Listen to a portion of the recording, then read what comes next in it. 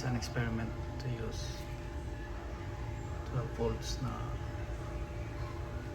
power relay as trigger to turn on 12 volts na LED bulbs as night light.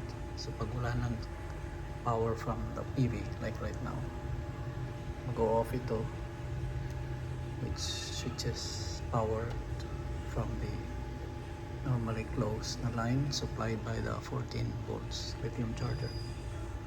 Yan ang magpa-power sa output para sa mga 12 volts night light. So meron pa rin very deep.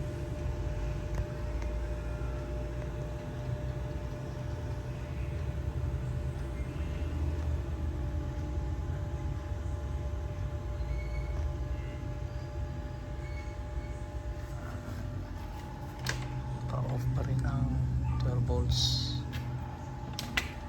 bulb natin.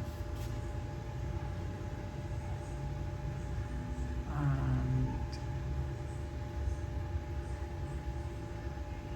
wala na eh, off na to. Yun, narinig ko yun, nag-off na siya.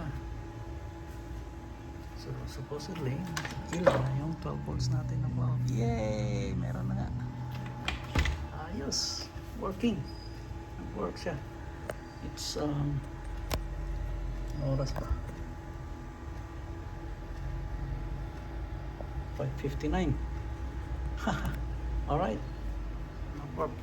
So magagamit ko na tong output, 12 volts output ng PWM ACC ko for, you know, pure 12 volts na load, hindi lang for night purposes only. Ito na gagamitin ko.